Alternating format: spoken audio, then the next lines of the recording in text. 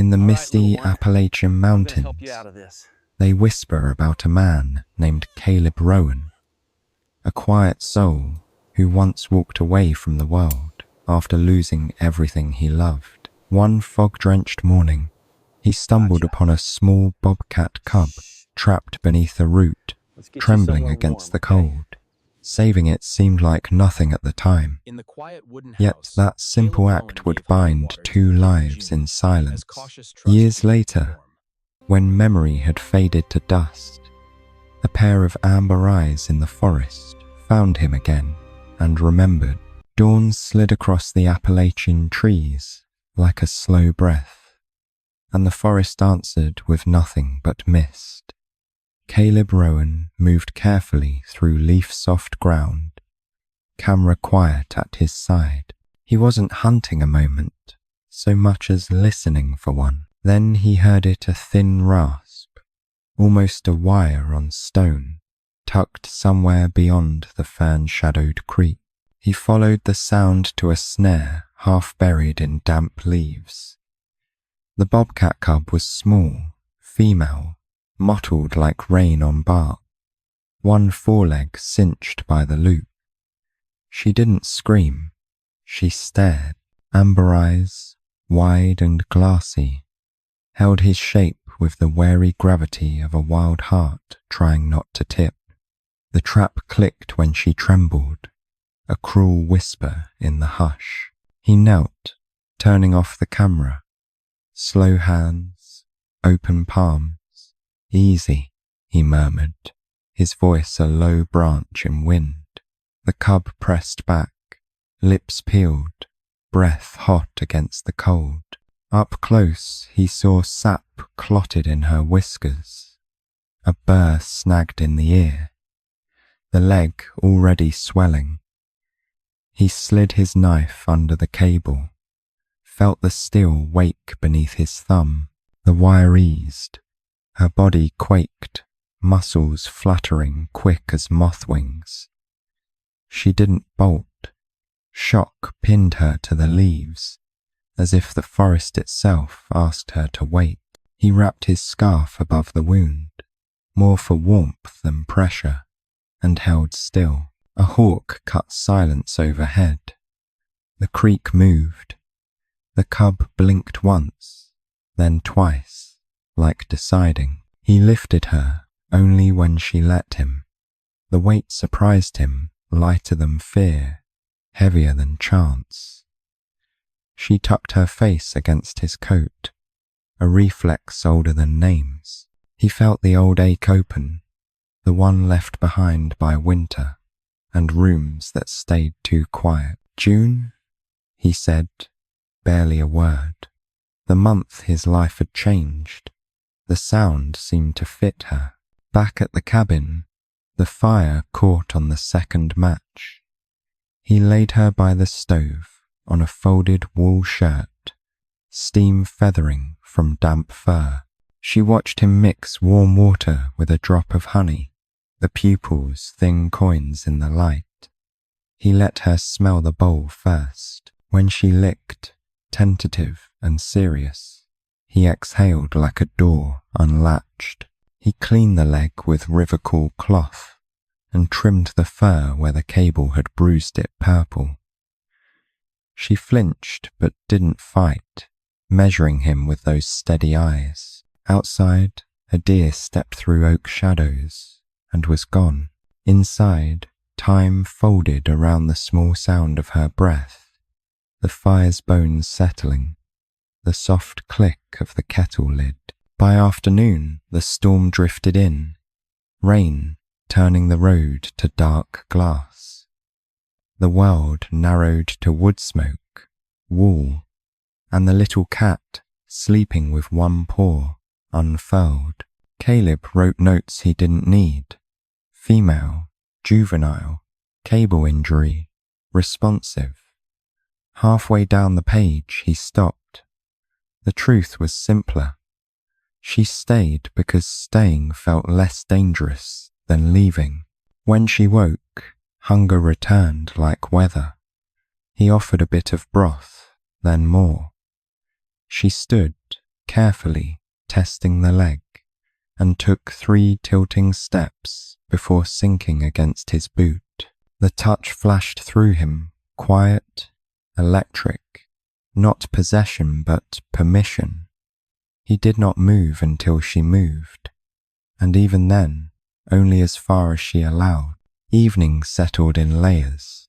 The rain softened, and the creek spoke again. He opened the door a hand's width to let the cabin breathe. June lifted her head, scenting the wet world. Instinct tugged. He saw it ripple through her. Hunt, vanish, survive. The line between them thinned to the width of that open air, and held. He closed the door, not as a keeper, but as weather against weather. She circled twice and folded down near the hearth. He tuned his battered harmonica out of habit, a slow, 3-note shape the mountains understand. June's ears tipped toward the sound, then relaxed. Her eyes slipped half shut, lids heavy as dusk on water. The night grew patient. He watched the rise and fall beneath her ribs, the strength returning by inches. In the glass of the stove, he saw both of them, man and small, wild thing, caught in the same amber glow, neither fully claimed by it. He thought of how easily a life can vanish, and how stubbornly it sometimes refuses. When the last log settled and the cabin went to embers, June opened her eyes. She did not purr or come closer. She simply looked at him, unblinking. The room gathered into that gaze. Something passed between them, recognition without promise, trust without leash. The rain paused long enough to hear it. He whispered, "Rest." She did. Toward midnight, the wind changed, and the woods breathed deeper. Caleb lowered the lamp. The cub's paw twitched in a small, dreaming chase. Beyond the walls, rivers braided the dark. Within them, 2 heartbeats kept time. The chapter of their silence closed gently, not with ownership, but with a truce the wild can tolerate for now. Morning broke slow and gold through the fog-damp trees. June was awake before Caleb, her ears twitching at each drip from the eaves. The wound on her leg had healed into a faint shadow of pink beneath the fur.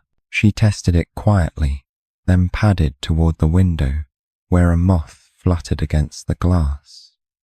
The world outside pulsed wild, green, cooling.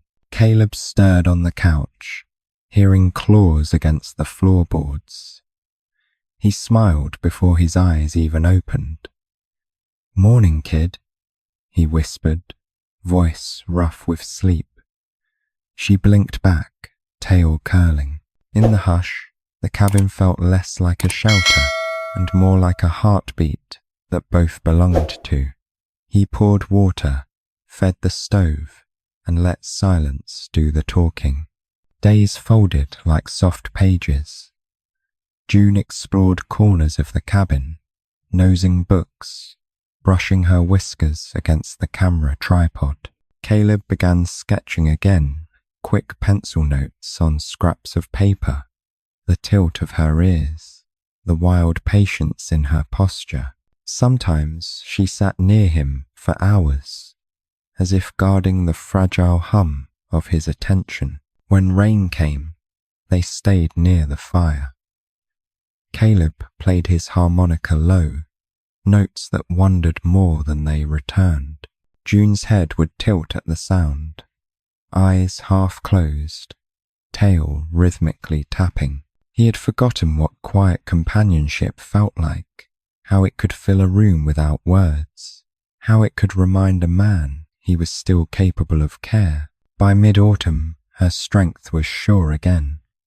She began leaping onto shelves, balancing on the old cedar beam above the kitchen. Once, she startled a mug off the table and froze as it shattered. Caleb only laughed, sweeping up the pieces. "You're getting bold," he said. June watched his hands, puzzled by gentleness that followed chaos. One afternoon, Daisy Miller arrived, boots muddy from the trail. She paused at the sight of the bobcat perched in the window light. "You know she won't stay, right?" she said softly. "They never do." Caleb nodded, but the words landed heavier than he let on. June's gaze flicked between them, some animal sense catching the tone before the meaning. After Daisy left, the silence returned different, edged with something fragile. Caleb sat at his desk, writing field notes he'd never sent. Human contact minimal, emotional attachment unwise but inevitable. He tore the page out before the ink dried, tossed it into the stove. June watched the paper curl, the flame reflected in her eyes. That night, wind pressed against the cabin like a slow question. June slipped from her blanket and climbed onto the sill. Moonlight painted her silver white. Caleb woke to find her staring out into the forest, muscles tense, every sense alive. For the first time, he saw the wild hum beneath her calm, like thunder waiting its turn. He rose quietly, standing beside her, their reflections overlapping in the dark glass. "You miss it out there," he murmured. She didn't turn, only flicked her tail, as if agreeing. Beyond the trees, a fox barked, and her ears pricked sharp. The forest called her by a name Caleb would never know, and he felt the pull of it, too. Days shortened, and frost began threading the edges of the windows. June hunted mice in the woodpile, quick and efficient. Caleb didn't stop her. He simply noted how instinct coexisted with trust, how wildness could sit beside warmth without apology. At night, she'd curl near the stove again, half in light, half in shadow belonging to both worlds. Once, while he was fixing the roof, she vanished into the tree line for an hour. He tried not to panic, told himself it was natural, but when she reappeared, trotting from the ferns with a feather caught in her whiskers, something inside him unclenched. He laughed aloud, startling her. For the first time, she made a sound back, a rough, soft chirr, almost a reply. Winter came early. The air thickened with the scent of pine and wood smoke. June had grown sleek, her coat deep gold under the hearth glow. Caleb wrote less now, choosing instead to sit and watch the flick of her tail, the small tremor of dreams running through her sleep. The cabin no longer felt borrowed from sorrow. It felt lived in. Outside, snow began to fall in quiet, forgiving flakes. June lifted her head to the window, eyes tracking each slow descent. Caleb reached out, his hand resting near her back without touching. Between them, warmth moved like breath. The wild was still out there, patient and wide, but tonight it waited, and for a little while longer, so would she. Spring thawed the ridges slow and patient, turning the streams into mirrors that carried light instead of ice. In the clearing behind the cabin, Caleb watched June stretch beneath the sun. Her muscles rippled under her fur, like rivers finding new paths.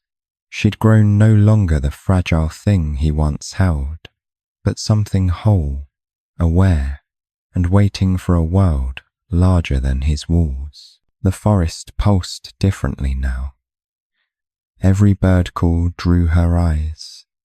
Every crack in the branches flicked her ears toward the wild.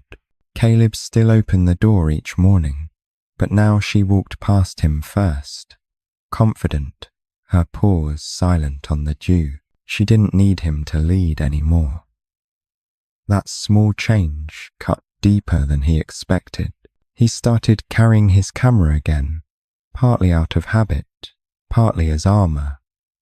Through the lens, he could pretend she was still a subject, something to study, not someone to lose. The viewfinder made her movements sharper, framed her freedom like a secret he could still keep. But when she turned her head toward him, the illusion fell apart. One morning, he followed her to the edge of the meadow.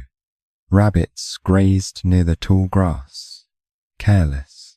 June crouched low, tail twitching in rhythm with her breath. Caleb froze. He'd seen predators before, but never this close, never this intimate. The stillness around her felt sacred, and then violence bloomed. The rabbit never had a chance. A blur, a hiss, a heartbeat ending between teeth. June's body vibrated with the pulse of instinct, raw and ancient. She dragged the prey toward the tree line, her jaw stained red against the green. When she looked up, he saw not the creature he'd nursed, but something older than mercy. He stepped closer, voice trembling. "June," he whispered. She stiffened, tail flicking in warning. Her eyes narrowed, unreadable. For a breath, it seemed she might attack, but she turned instead, retreating into the brush. The rabbits still clutched. Caleb stood alone, the sound of his name lost in the trees. Back at the cabin, silence hung heavier than smoke. He washed his hands, though he hadn't touched blood. The sink water ran pink anyway, an illusion his mind refused to let go. He'd always known this day would come, but knowing doesn't blunt the edge. Some part of him had believed love could rewrite nature. That night, she didn't return until the moon was high. Her fur glowed pale under the silver light. She approached the porch slowly, wary. Caleb stayed seated, eyes soft but distant. She lay down near the steps, not beside him, the distance measured and final. Between them, the quiet carried every word they'd never say. In the days that followed, June came and went as she pleased, sometimes gone for hours, sometimes for nights. Caleb tried to stay busy mending fences, sketching, pretending he wasn't waiting for her shadow to move against the window. When she did appear, he felt relief and grief in the same breath. One afternoon, Daisy stopped by again. She saw the claw marks on the porch post and the rabbit bones near the woodpile. "She's hunting," Daisy said gently. "That means she's ready." Caleb didn't answer. He watched June pacing at the edge of the trees, tail sharp with tension. "You can't hold the wild," Daisy whispered. That evening, the wind carried the scent of rain and something restless. June moved through the cabin like a ghost, pausing by the door, glancing at him, then turning away. Caleb placed his hand on the latch. He didn't speak, just opened it. The storm's first drops struck the threshold, and she stepped into them without looking back. He watched her disappear between flashes of lightning, her coat bright and alive against the storm. For a long time, he stood in the doorway, rain soaking through his shirt. Then he closed the door, leaned his forehead against the wood, and whispered, "Go be who you are." It wasn't permission, it was surrender. By dawn, the rain had stopped. The world smelled new again, rinsed clean of certainty. Caleb found her paw prints in the mud, leading down the slope and vanishing into the stream. He traced one with his finger, the small curve of claw and pad. Then he looked toward the forest and smiled, half pain, half pride, knowing some goodbyes never sound like endings. Dawn rose pale over the cabin, and the rooms kept their breath. June hadn't come back by morning. Her paw prints blurred into the stream and were gone. Caleb moved gently through what she'd left. A loose whisker on the sill, a shallow scratch in the oak post, a single golden hair on his jacket. The silence felt careful, like a door resting against its frame. He set a metal bowl on the porch, as he always had, then caught himself and brought it in. The habit stung. He rinsed the bowl anyway and left it upside down by the sink. On the table lay his field notebook, open to a blank page. He wrote a date, then nothing else.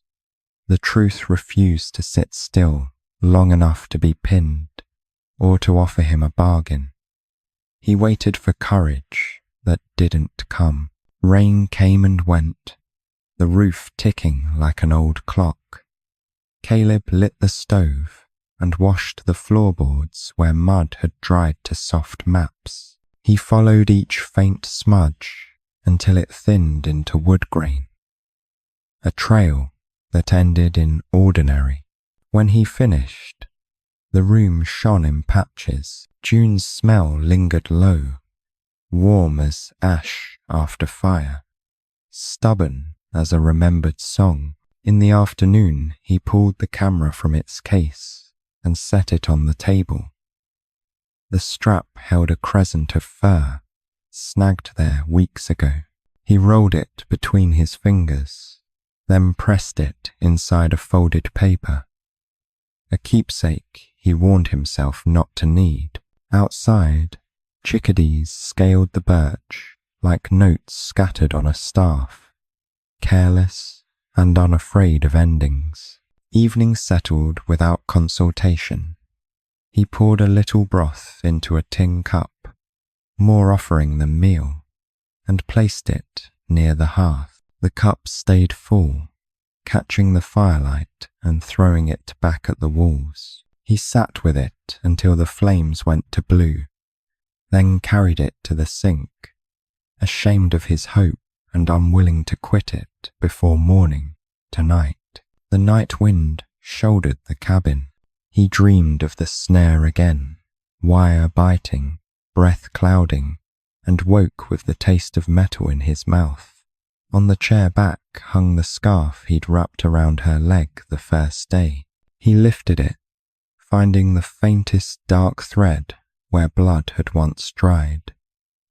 The colour of a memory deciding to stay and speak.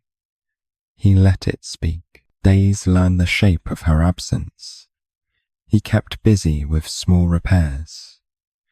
New hinge on the pantry, twine on the gate. He spoke aloud less, saved words for the radio check with Daisy. She never asked outright, but her pauses said she knew. Tracks up high, she offered once, healthy stride. He carried the sentence like bread through a thin winter. It was enough to keep going. Snow returned for a single night, a thin hush that revised the forest. At dawn, he stepped outside and found no marks but his own. The certainty settled strangely. Not rejection, just direction. He brought in the trail camera he'd strapped near the alder. The card held squirrels, moonlit elk, and one empty frame that felt deliberate, almost polite somehow. He made coffee and finally opened the hard drive he'd avoided. Clip after clip filled the screen. June blinking at rain. June batting at a moth.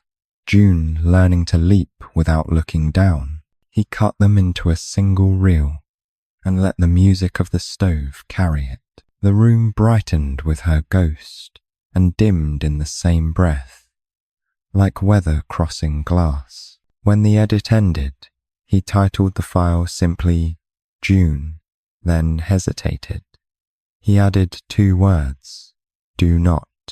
The label looked severe and tender at once. He dragged the file into a folder and closed the laptop like a book that could not afford rereading. His chest ached the way wood does when it dries tight. Noisy, inevitable, honest, and somehow lighter for it. He tried the door left open for an hour, testing the old superstition that love will cross a threshold made easy. The wind came in first, then pine, then rain again.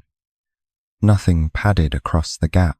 He shut it softly and stood with his palm on the latch, not closing a gate, only acknowledging that gates exist for both directions a heart might travel. Toward evening, a fox passed through the yard, quick and cinnamon bright. June would have watched from the sill with imperial boredom. He smiled despite himself. He took the empty bowl from the sink and set it high on a shelf.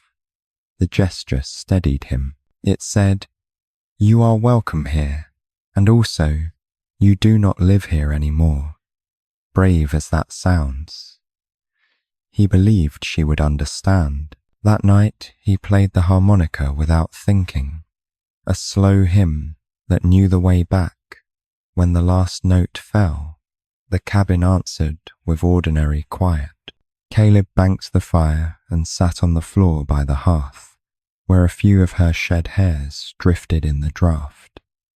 He closed his eyes. The house, at last, learned how to hold the hush without breaking. 2 years widened around the cabin like a quiet river, and the woods forgot the shape of his waiting. Caleb moved with the seasons, fixing fences, mending boots, letting the harmonica sleep. He still checked the tree line at dusk, a habit more than hope. When the phone finally rang, it sounded like weather breaking somewhere he couldn't see. Daisy's voice came thin on a crackling line. "A trap," she said. "Far side of Cherokee Ridge. Older female, light-coated, mean as pain, not safe to approach." Caleb stood without meaning to, the room reassembling around his heartbeat. "Light-coated," he repeated, as if testing a word.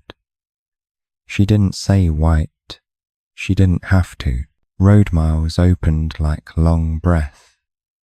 He drove with the window cracked to the scent of rain and thawed clay. Let the engine settle into a low animal hum. On the seat beside him, his scarf rode shotgun, the same one that once warmed a trembling leg. He told himself names didn't matter.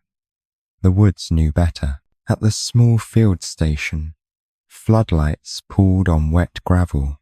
Crates lined a tarped awning, their metal sides filmed with mist. The air smelled of iodine and rain, fear and electricity. Daisy stepped out from the doorway, jaw set.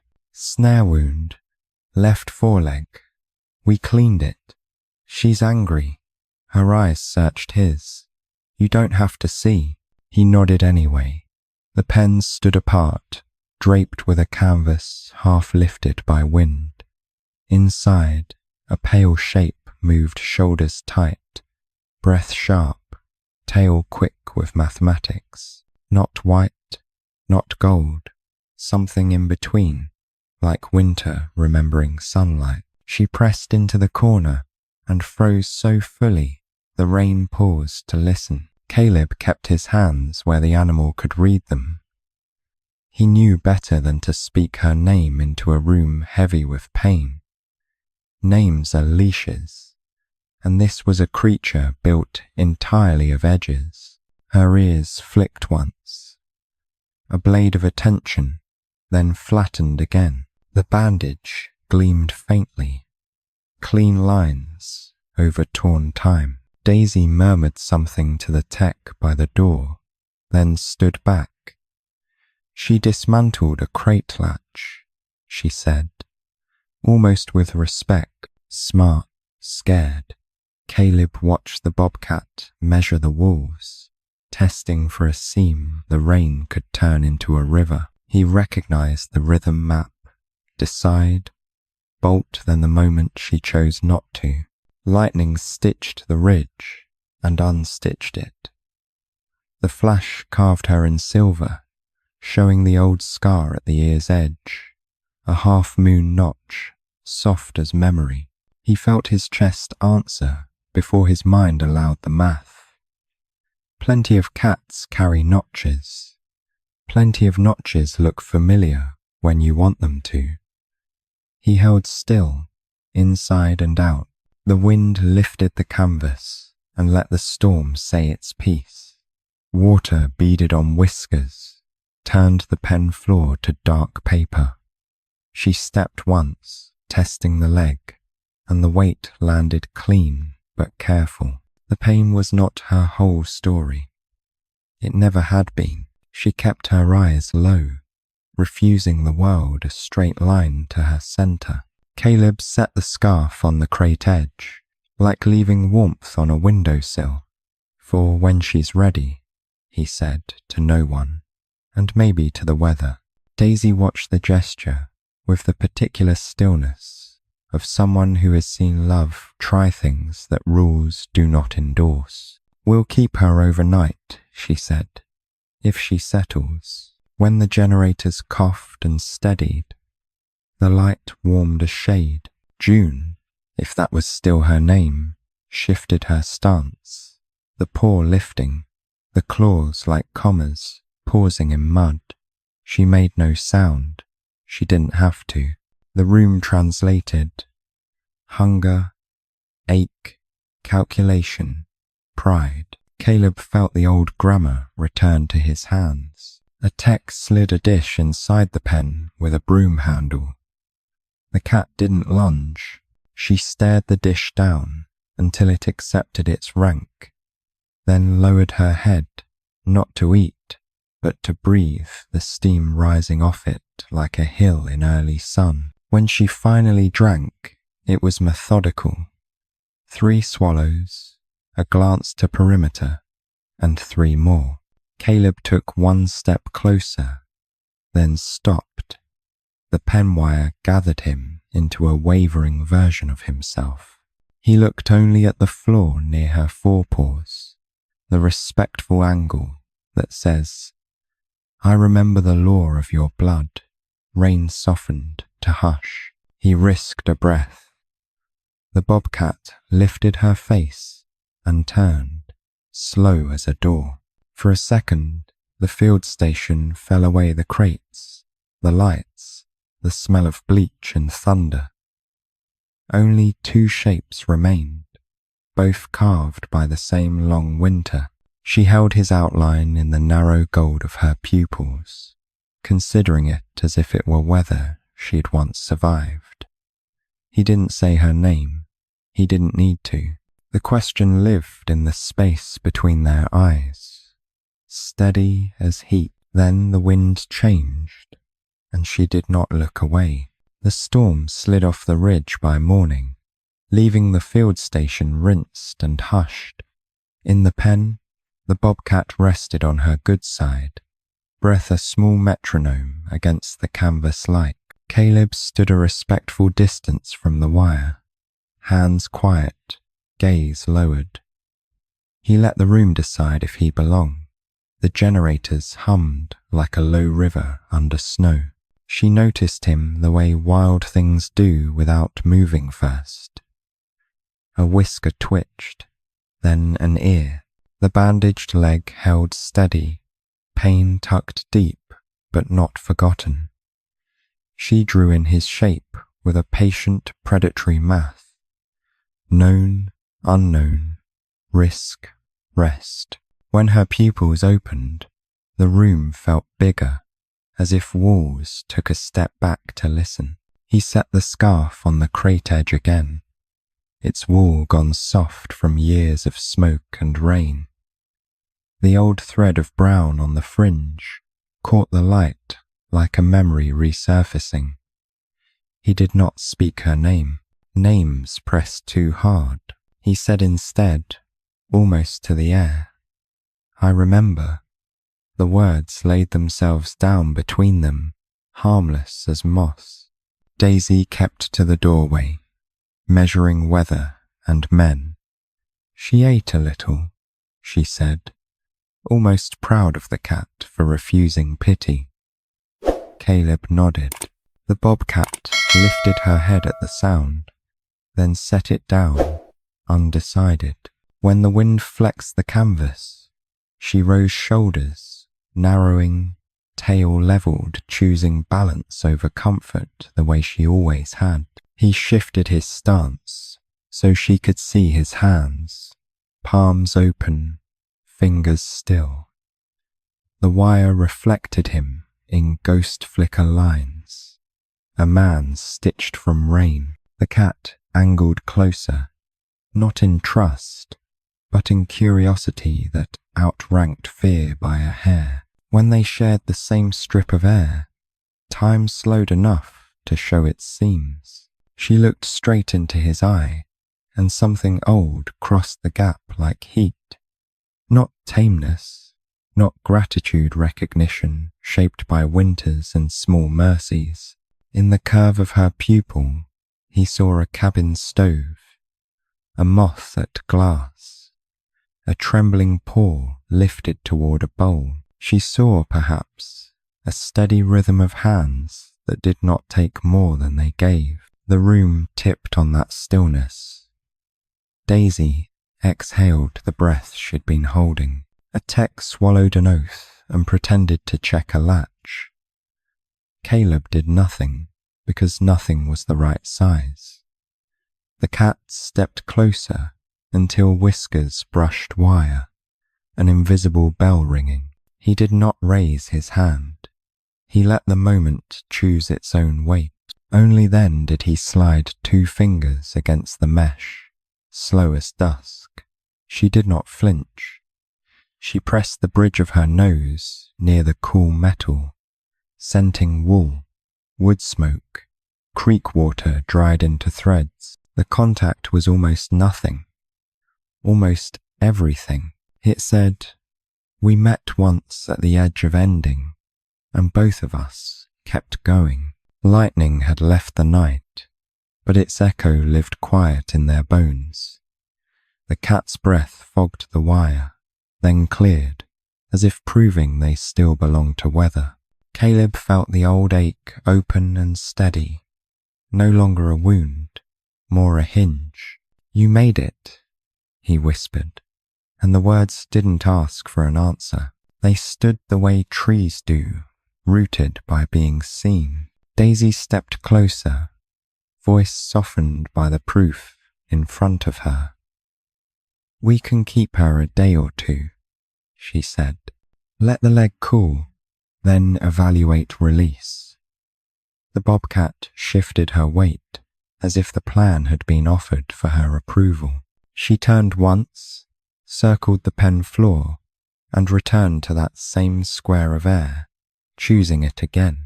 When the text dimmed the overheads, the pen fell into gentler light. Caleb eased a folded towel near the corner where draft pooled. The cat watched him place it, then ignored it because pride needed its own bed. He smiled despite himself. The generators quieted to a purr, and outside the gutters ticked their last wet syllables. Near midnight, the rain found its end. The bobcat lowered to her chest, eyes half closed but not surrendered. Caleb sat against the far wall so her gaze could keep him framed. Between them, the scarf held the night like a kept promise. When her breathing deepened, he closed his eyes too, not sleeping, not guarding, simply matching pace with a life he did not own. Before dawn, the ridge blushed the colour of ash cooling.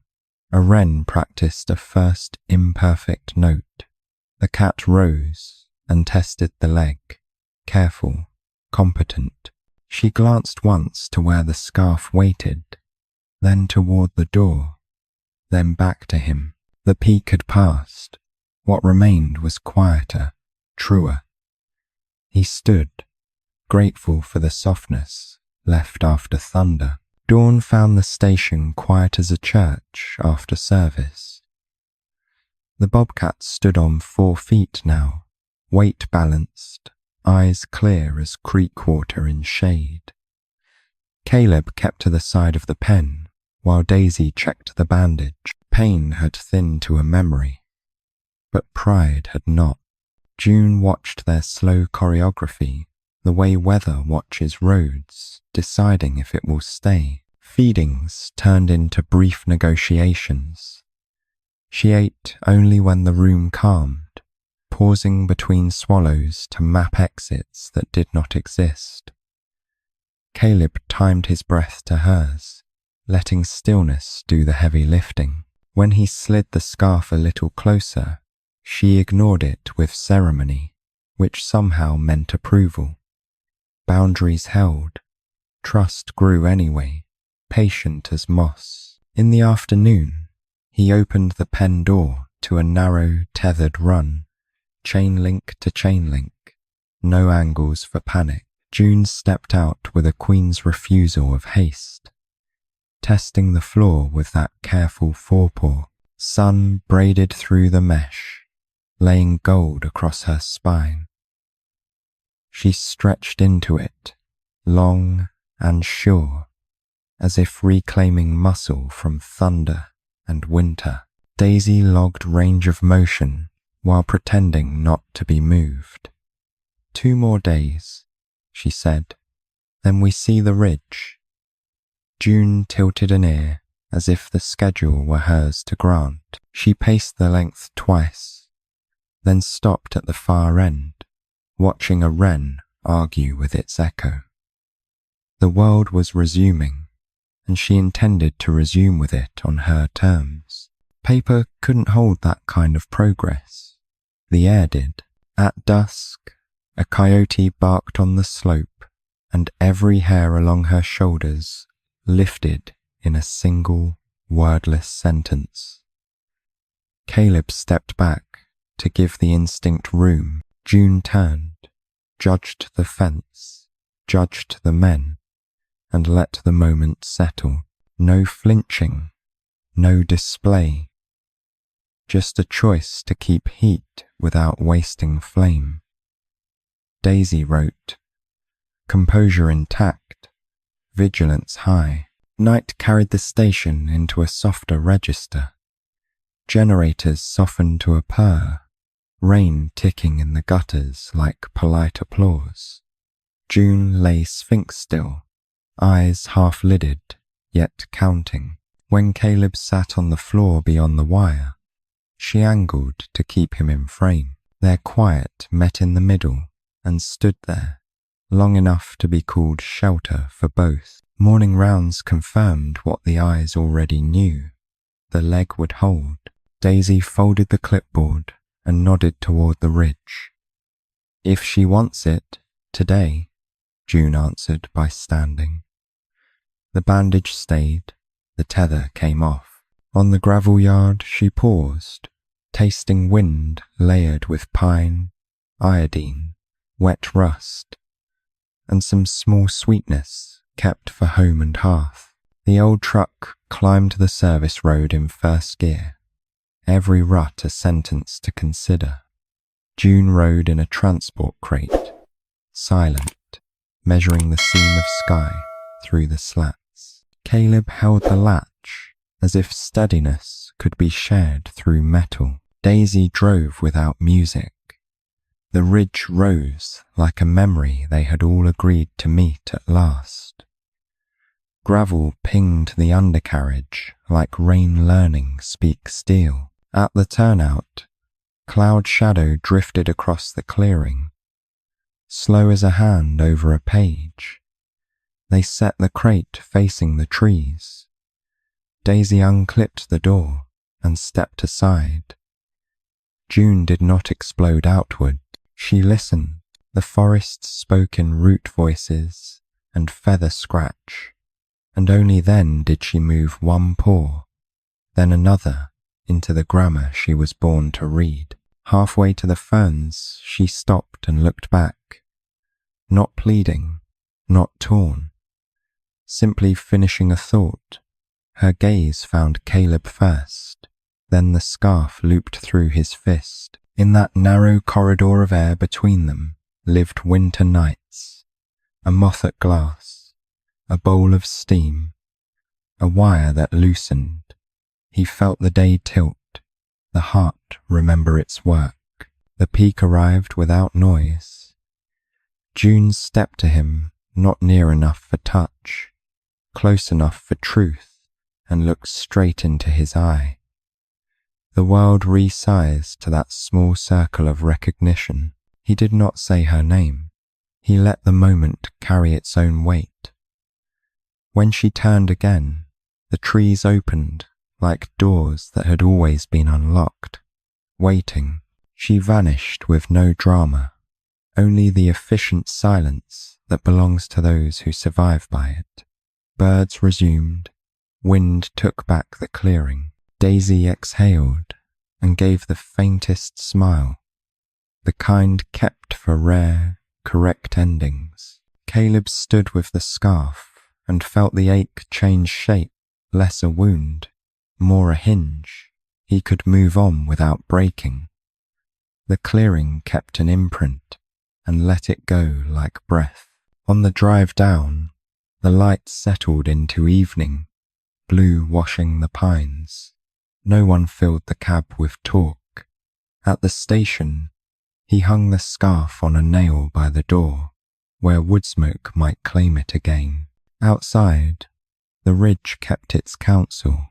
Inside, the quiet did not feel empty. It felt like a promise kept by both sides of the wire.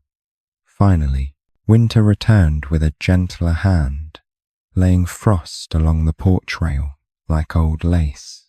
Caleb moved slower now, but the ridge still knew his steps.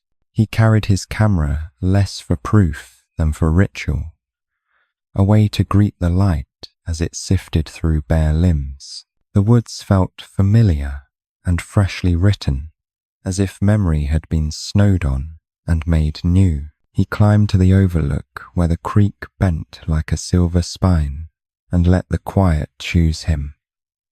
A wren rehearsed a threadbare phrase and gave up. In that pale hour, the forest kept its distance watchful, undecided. He almost turned back, empty but content, when the low brush at the clearing's edge lifted its own quiet and set it down again. A shape stood gathering itself from the light. Bobcat, full-bodied, coat pale as thawed wheat. She moved the way seasoned creatures do, measuring, then claiming. Caleb did not breathe for a count of 8. Names rose and fell in his throat without sound. He did not lift the camera. He let the moment see him first, as it had once before. She stepped into the open, and the years slipped like rain from a slick rock. The scar along the ear still wrote its small crescent. Pride walked ahead of pain and left no tracks. He felt the old ache unfold and settle, no longer sharp, only precise. Wind crossed the clearing. Her whiskers wrote its direction and approved it. He thought of the wire and the scarf, the moth against the window, the bowl he learned to set down and take away. He had practiced believing she would live a good life without him. Standing there, he understood belief had been unnecessary. The proof walked on 4 sure feet. He lowered his eyes in respect, and the forest leaned closer. At the tree line, 2 smaller bodies, materialized kittens, mottled like stormlight on bark. They pressed around her legs, nervous and brave in the same breath. June turned, brushed one with her chin, and the tiny spines softened. Caleb felt a laugh release inside him and choose not to leave his mouth. Some happiness belongs to silence. She looked back to him, and the clearing narrowed to the width of that gaze. It was not gratitude, not claim, but a ledger balanced in weather and time. He remembered the sentence that had lived nameless in him for years. I thought she'd forget me until she looked straight into my eye. The thought landed without weight and stayed. He did not step forward. The kittens needed the space to believe the world was no closer than their mother allowed. June shifted, body between them and whatever he might be. It was a lesson and a blessing at once. Boundaries as affection, distance as care. He tipped his head, a small bow to the law that kept them both whole. Wind folded and refolded the grasses. A hawk stitched an invisible line higher up and moved on. June took 2 deliberate steps toward him, near enough for the old scent of wood smoke to remember itself, far enough to keep the wild unbent. In the gold rim of her pupil, he saw the cabin stove again, ember red, steady as breath. The peak passed without ceremony. She turned to the kittens and guided them toward the older, teaching by going, as all wild mothers do. One little one paused to study him, curiosity shaped like a question mark, and then chose the green world. Caleb exhaled the breath he'd been saving for years and felt it return to him kinder than it left. He lifted the camera at last, framing only empty light and moving leaf, no shutter. Some endings are too alive to fix in place. He lowered the lens and let the ridge finish the sentence. The clearing kept their prints for a minute and then translated them back into grass. That too felt correct. On the walk down, the day settled into blue. He thought of the file named June and did not open it. A good story does not have to outshout its echo. It only has to arrive and be recognized. At the porch, he hung the old scarf by the door. Wood smoke found it, the way rivers find their old beds, and the cabin exhaled, easy and whole. If this story touched your heart, just drop a 1 in the comments, or a 0 if it stayed quiet inside you. Don't forget to subscribe. There are more gentle stories waiting just beyond the trees.